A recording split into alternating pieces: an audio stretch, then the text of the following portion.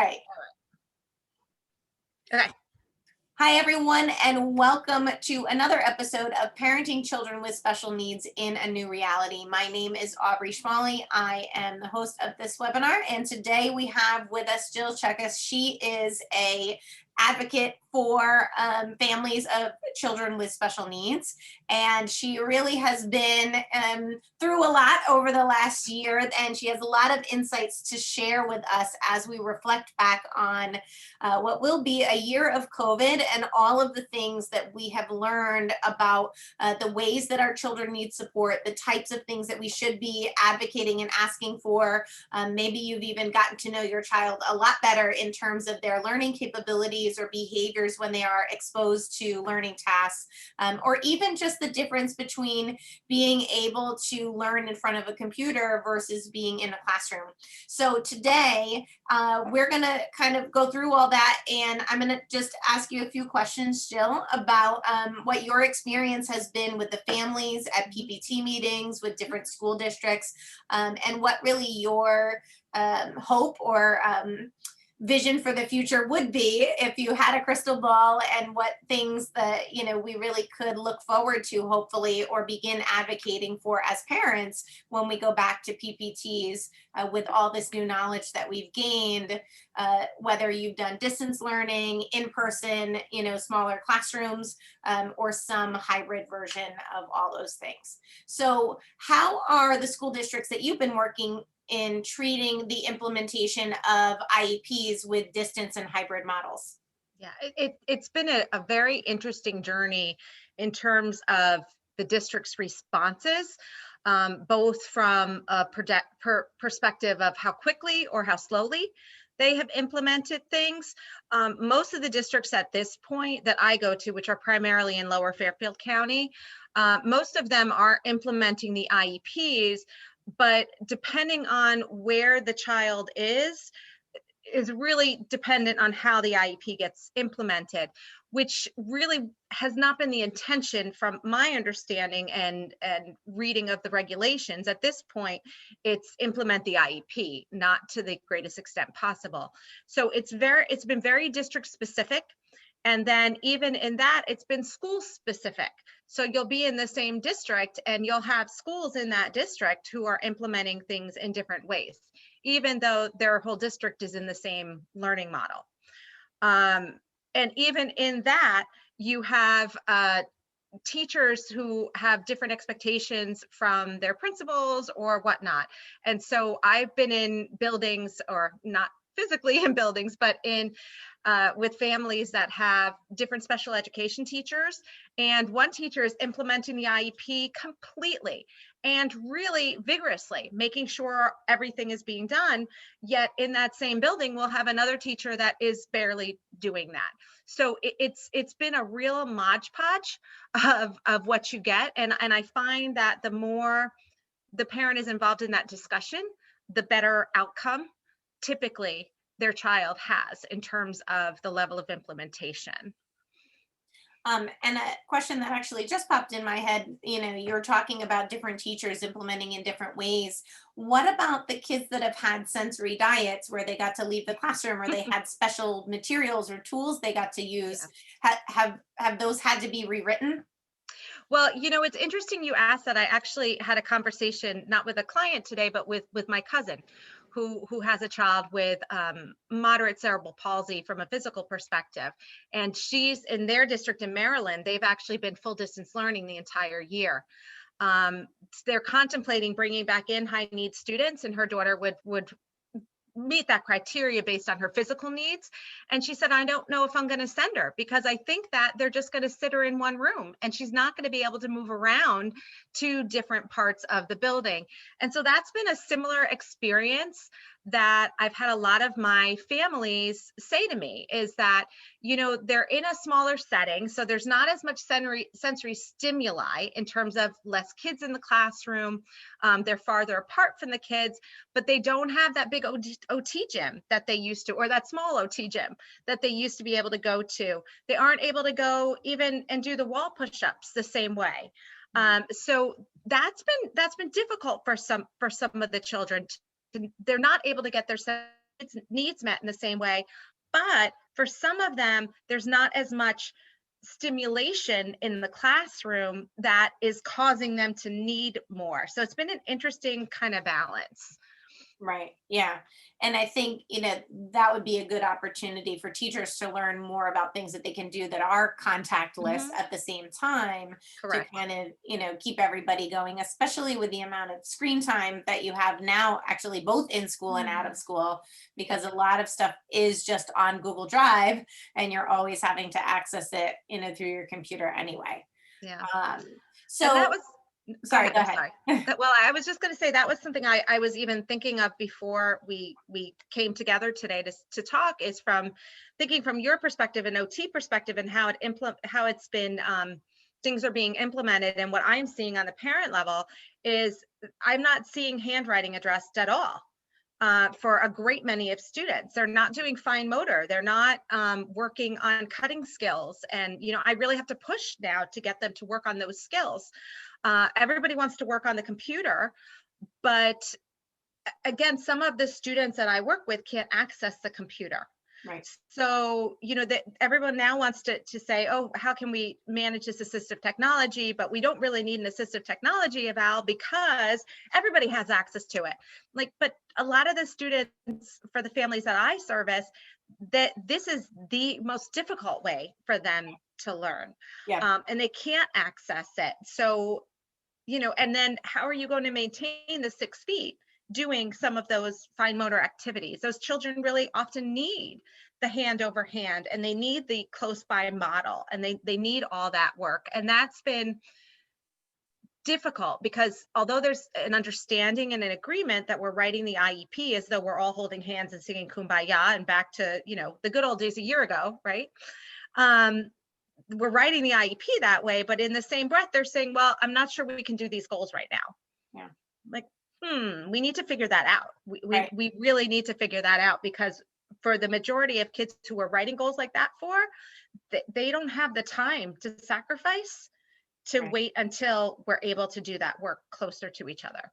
Yeah, and I have a friend right now who has to do all, telehealth services for all of her kids, and she just told me just today, she's like, I'm about at the end of what I can actually physically do, knowing that, some of my kids need direct facilitation that can't be provided by a paraprofessional or someone that is allowed to be close to the child, for the simple fact of the training is different, and the way that you would, fade back your support Right. for a particular task is very different than someone who really hasn't had the training to do that sort of thing.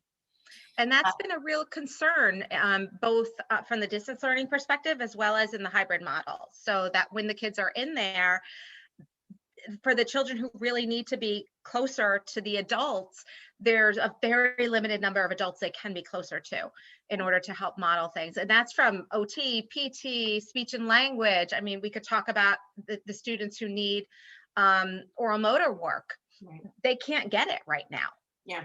And, so we're still writing the goals and objectives as though we were, but it's much more limited in terms of what they're able to implement. And that's frustrating. It's frustrating for parents because they're not trained to do these exercises with their with their children.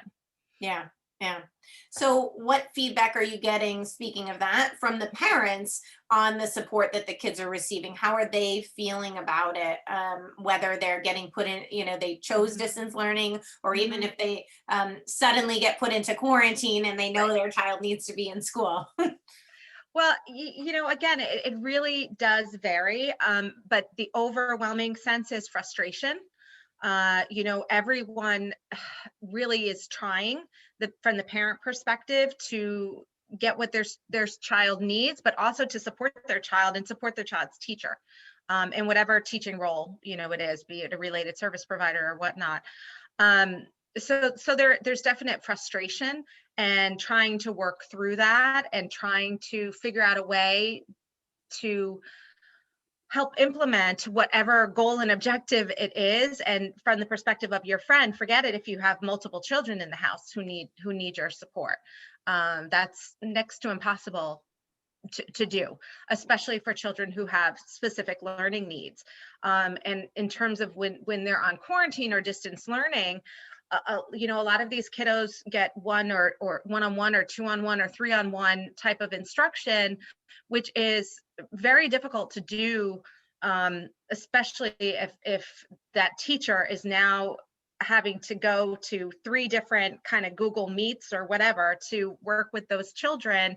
And they're not able to directly engage the children in the same way. I find the teachers having to really jump through a lot of additional hoops in order to maintain the attention and to get through the lessons. And then from the parents' perspective, frustration that they don't know how to implement that lesson. They're trying to print all the materials that the child might need. They're trying to, help monitor that attention, give the sensory breaks, all those kinds of things. And again, it's very different from building to building, to district. And that, to me as an advocate, is one of the most frustrating things that I have, is that there's not continuity. And there really should be. There should be at this point. I would hope that there would be some level of continuity, at least in an individual district. Mm-hmm. And so as we are looking at this really as a new normal, not just a crisis intervention, right, there's a lot of opportunity for reevaluating, right, how we're approaching things. So, on that note, you mentioned the goals are still in there. Technically, they're supposed to be implemented and people are supposed to be providing the service, but there are limitations as to how that can happen. At the same time, are you seeing some districts or some teams actually write goals with the struggles of virtual learning in mind? I was thinking about that a lot the other day, and it's interesting. At first, we were seeing not so much of virtual learning, but things like mask wearing.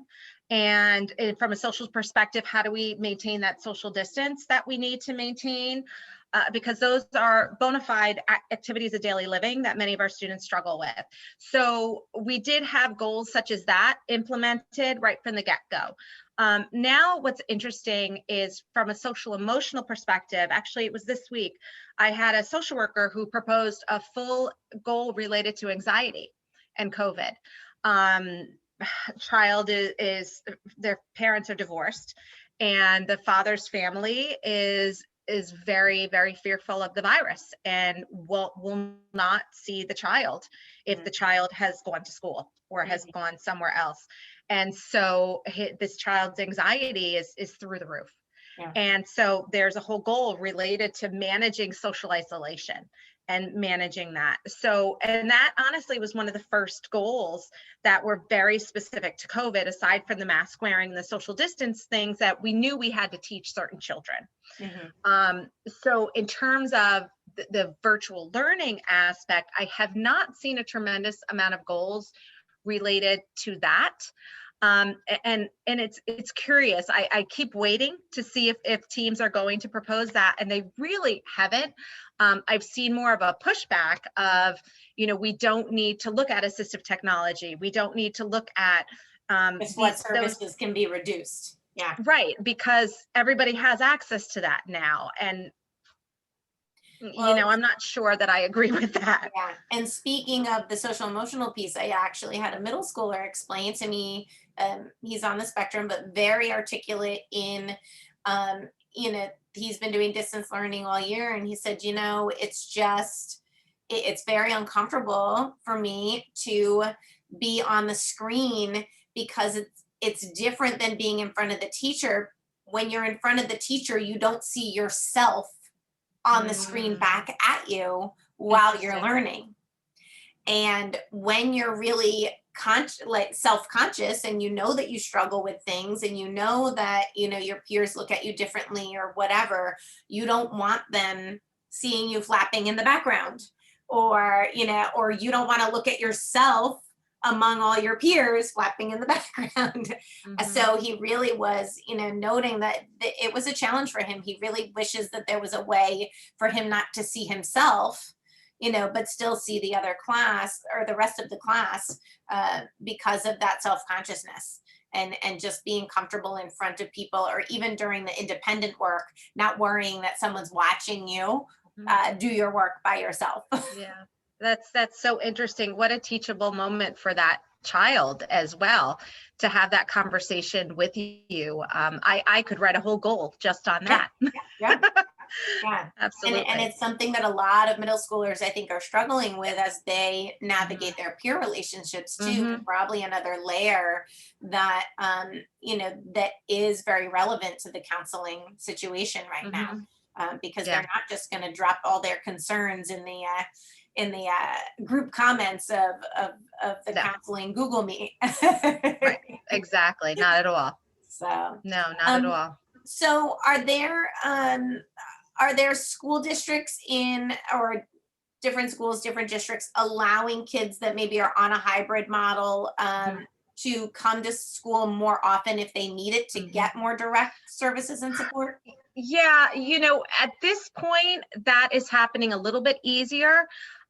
When we first received the guidance from the State Department of Education at the end of August regarding high needs students and looking at that, I have to say how disappointed I was by how many districts refused to acknowledge certain students that, to me, it was cut and dry, based on the level of disability that they had, the level of services that they had, special education hours. We really had to argue and fight quite a lot in many districts. There were, for example, Norwalk actually invited all of their IEP students back, regardless of their service hours, 5 days a week, which was wonderful. Um, but they're the only district that I'm aware of that did that. Whereas the majority of the other districts, we really had to push if they were on a hybrid model. At this point, I would say probably around November, that started opening up a little bit and they started to bring in kids. What was interesting is how different districts looked at that. So I had a handful of districts where literally on the off cohort days, those kids would be in one room and they'd still be on the screen, but they'd have a proctor in the room. Mm. And although in some ways that was better than what was happening at home, because at least there was a teacher in the room, it was a certified teacher who could proctor and support, but it wasn't their special ed teacher and they were still having to zoom into their classes and that kind of thing. So that was hard. And then other districts where they just said, oh, come on in and you can mix cohort. So that was interesting and kind of bizarre to me. Mhm. At this point, the majority of the students who are requesting additional days are receiving it, but they're still needing to request it, which again kind of boggles my mind. I really feel districts at this point should be saying, listen, you and you, we're offering you extra days. If you choose not to take it, that's fine. We're not going to penalize you for that, but we're offering you to come in. It surprises me that that isn't happening. I'm still finding it very much parent motivated, Mhm. so that the parent has to kind of say that they want this. And as soon as they say it, 9 times out of 10 at this point, the team's like, oh yeah, no problem, of course. But if the team's so quick and ready to say yes to it, then to me, there should be a proactiveness of, hey, I think your kiddo needs to come in Mm. more so we can do that. Yeah. Yeah, I have a kiddo right now actually who's very good at logging in. That's not the problem. So his attendance is fantastic. He shows up for more classes than he needs to, but the Mhm. work completion Right. is not anywhere Right. near what it needs to be to actually do well. And Mhm. and in that case, the family is struggling to get the additional days in Mhm. school so that the Right. work completion happens because the attendance technically is good and the participation in the class is good. Right, which is frustrating because it shouldn't be just about that. It should also be about output. And if Mhm. the output isn't showing growth, then there needs to be discussion. So, to that family, I would say, so take data on your own of what the output is, of what the work completion is on a daily basis, and report that to the school. Because, the point is that, and this is one of the things that I hope will start to change, from in big picture as we come out of this, is that there'll be more credence given to what the parents are seeing, Yeah. because that's always a big frustration. And I mean, in a given week pre-pandemic, the number of times I would hear, well, he doesn't do that in school, or he's not like that when he's with us. Yeah. And I still actually hear that quite a lot. But there is, I would say maybe 50% of the time, there is more validity given to what the parent is sharing, Mhm. not to the extent that it should be. But that is a case in point where the school-based team should be listening to what the family is saying, that the work completion, what the school-based team's answer to that might be, and I'm saying this because I've had this similar situation, and this is the answer that they've given us, is, well, we're not as concerned about output right now. We just want them to be present. It's so, especially with the older kids, with the middle and high school age students, we just want them to be present and part of the discussion, because that's more important right now. They're so isolated. We just need to do that. But it's twofold. You can do both things. Mhm. So actually, that leads me to my next question. We are coming up on a year of COVID. This is not something that's going away. The vaccine, it's one thing to feel a little more comfortable once the vaccine comes out, but then it's another to actually see how effective it really is, or how often people need more doses. There's still a lot of unknowns where people are really, taking baby steps in terms of showing a lot of caution, changing the current models and the way that they're doing things. So, in that, do you feel like it really is time to sort of establish a set of standards in the new normal for the teachers, for, maybe we're rewriting the employee expectations, maybe we're rewriting the minimum number of hours that a child would need service to be able to come to school 5 days, or establishing some consistency, like you said, that's a little more a new normal version of how we need to, clarify the expectations across the board? I think it's essential. And I think it's essential because my sense from the folks across the table from me, so to speak, all of the school district folks, is that they need to understand what their expectations are. It's really tough to do a job, and much less be good at a job, if you don't know what you're supposed to be doing. So teachers know how to teach. The vast majority of teachers are very, very passionate. They really are devoted to what they do. But they need to know, anybody needs to know, what is the expectation? What is my role? What am I supposed to do? How much am I supposed to do synchronous versus asynchronous instruction? And I think the expectation needs to be loud and clear that we're implementing the IEP. And that's a frustration that I still continue to hear, especially for the kiddos who are on distance learning or in hybrid, that there doesn't seem to be across the board. Now, I'm saying it's different from district to school. There doesn't seem to be a clear expectation and understanding that we're supposed to be implementing the whole IEP. So there still seems to be, well, we're doing the best we can. Right. And I get it. I hear you. You are doing the best you can. Okay. But that's not what we're supposed to be doing right now. We're supposed to be implementing the services. So if you're doing the best you can and you don't have clear direction from your principal, from your district administrator, from the superintendent, as to what the expectations are, and if you're not having the direct guidance from the State Department of Education and the federal government given to you in a way that you can digest, not everybody's going to sit there and read all the addendums. I do, because I need to for what I do for a living. But I wouldn't expect the teachers to all read that. But I would expect the superintendent and the directors of special education and the assistant administrators to really dissect that, and to have some, I don't know if it's policy, but it ends up being some type of cheat sheet on, this is what it says and this is what we need to do. Yeah. And I find that very frustrating that we're not quite talking about that yet. I think we need to.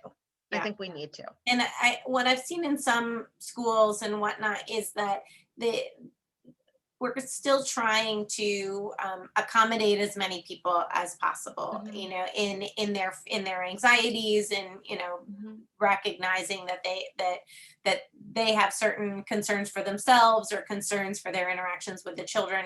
And I think, the challenge then becomes, what is a fear-based rule versus a data-based rule, like we can't sit in the, we can't sweat in gym class, or we can't sit in the grass because there might be COVID in the grass, versus what is, you know, a more data-based, and now that we've had the year of COVID, you know, more rules that are based on what we've learned is an okay amount of, you know, touching of materials or contact or whatever, versus continuing to operate in a fear-based model where we're always trying to kind of get the consensus of the group, which is constantly changing. It's changing on a day-to-day basis. You can't predict what's going to happen tomorrow versus next week, and it's difficult. I can only imagine. I have great sympathy for those who are working directly with the children in terms of navigating that and understanding that. And again, I think there needs to be a more systemic look at it in terms of how individual districts, but the state Department of Education as well is going to advise districts on, you know, this is where we need to go and this is how we should be going, because I think we've learned that COVID unfortunately isn't going anywhere anytime soon, and mask wearing is going to be around for a while, and we need to embrace that. And you know, I do hope that we're able to get to a more in building learning model across the board. I'm conscious that other states are not having any in-person learning. And I'm grateful that the vast majority of districts in Connecticut have some level of in-person, but you know, we need to look at ways that we can continue to be creative. And that's something I really hope will come out of all of this, because I have seen educators who have been creative and who are open to different ideas and who do want to try to close these gaps. And that I hope continues after. I hope we don't go back to this is how we do things.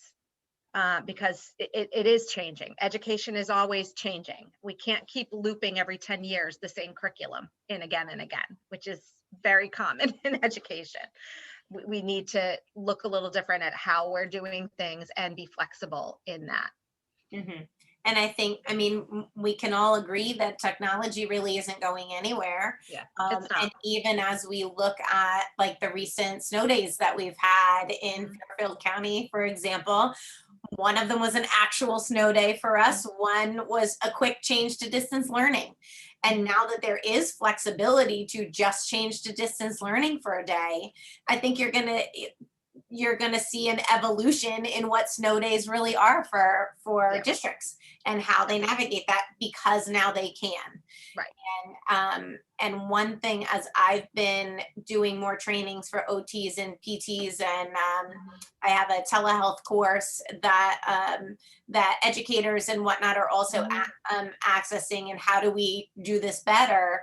I've been talking a lot about body activated learning because the exercises are contactless. They don't require equipment. They are things that are mindful of the fact that we're using more technology, that we're doing, you know, so there are opportunities, like you said, is like, you know, what are the other ways? Can we not be stuck in our old ways and one way of doing things? Do we need a different way to provide a sensory diet that is more collaborative, that doesn't involve a lot of space and a lot of materials? Do we need, you know, a way to provide direct service for fine motor skills, like you said, or speech therapy, where we can sort of think outside the box? And I think right now we're just, some people are saying, well, the box is here and I'm doing the best I can to get near the box instead of building the new box.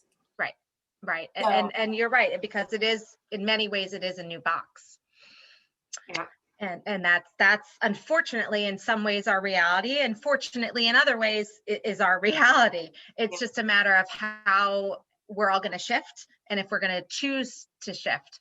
I will say that one outcome that I was petrified of, but has worked out really well, is having PPTs via Zoom and Google Meets and all of that. I really wasn't sure how that was going to happen, but in some ways it's more productive. One of the things that was always a frustration to parents, and still is to some extent, is you would come into a PPT meeting and the team would throw paper at you.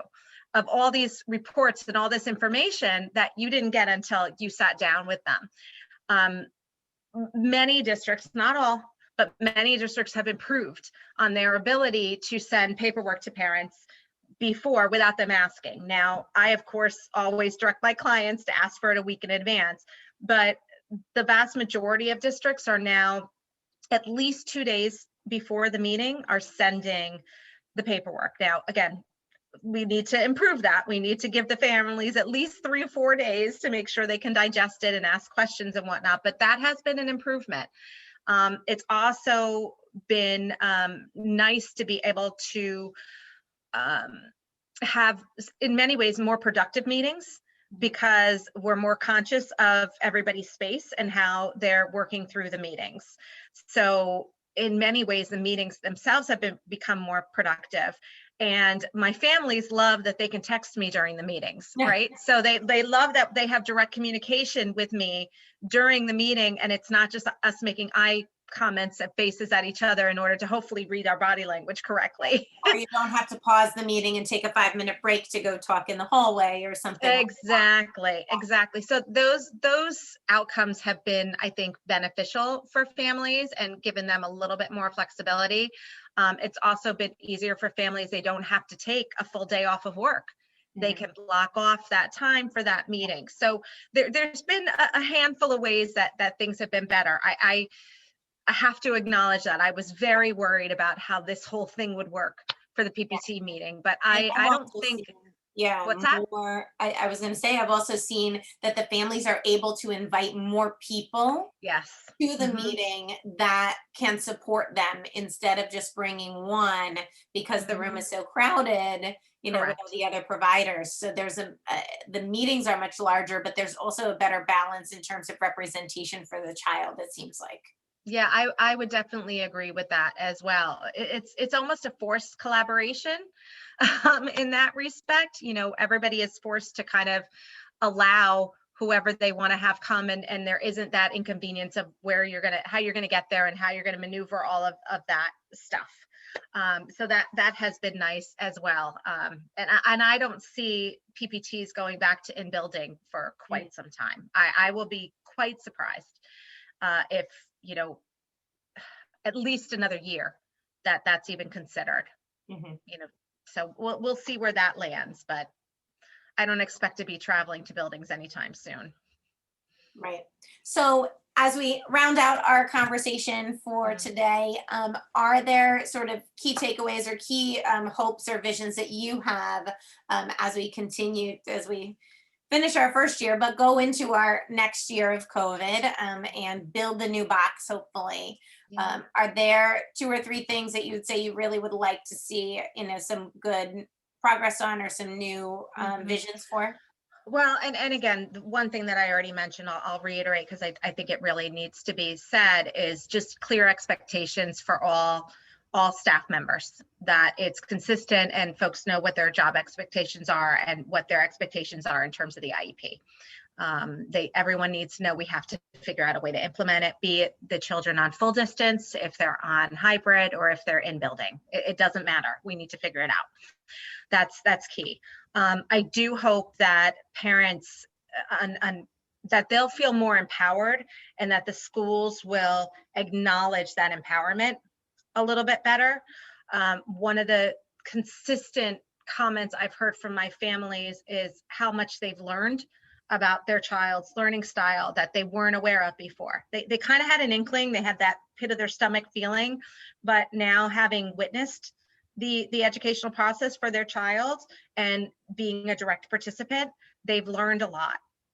And I hope that we can continue to have growth on families and teachers holding hands more through that process and acknowledging each other's worth in that process, because I don't think that's acknowledged enough. And I mean, I guess the only other thing that I can share is that I hope that as we get into buildings more, that we're able to be more and more creative on how we look at generalization of skills. Because one of the things that I think became abundantly clear both to district team members, so school-based team members, as well as families, is that it's actually more common than not that a child can do something in one environment and not another. And I hope that we can stop saying, you know what, he does it in our setting, she does it in our setting, and therefore our job is done. Because really, if all you can do is read that book when you're sitting with that one teacher, your job's not done. If the only time you can have a conversation with someone is with that social worker, we're not done. If the only time you exhibit a behavior is at your parents' house, yeah, it's no, we're not done. So I really hope that there'll be more acknowledgement and work towards the generalization of skills past that one individual setting and figuring that out, because that there's too many students, and I'm sure you see this constantly in your practice, that seem to have something and then they really don't. Yeah. And I don't think that it's serving a lot of our kids to only talk about those missed life skills and generalization when we get to high school and we're doing transition planning. Yeah. You know, it we get in a box in the low, you know, in elementary school, saying, oh, we have time, we have time. And, you know, all You don't. along there should never really be a moment where that is dropping off your radar, because you are expecting more and more of a child every single year, and they Yep. need to have all those foundations to be able to produce and not fall apart at each new setting. Exactly. And So unfortunately, I think COVID has shown us how many kids didn't really have skills yeah. that we thought did. Mhm. And parents and teachers alike thought that they did, right? Right. But then we learned, unfortunately, pretty quickly that they didn't. Mhm. Mhm. So thank you so much for joining us today. Jill, where can people find you if they want to get in touch with you? Sure. So my business name is CT Education Advocacy. So our website is www.cteducationadvocacy. And my email is just as easy at jill@cteducationadvocacy.com. So that is the easiest way, is email always, since I'm typically in meetings and I do a lot of work in the evenings, as most of my families will contest that that's when I'm getting back to them. So Mhm. Okay. Well, thank you so much for joining us, and we look forward to having you back in the future. anytime, Aubrey. All You right. take care. Thanks. Bye. Bye.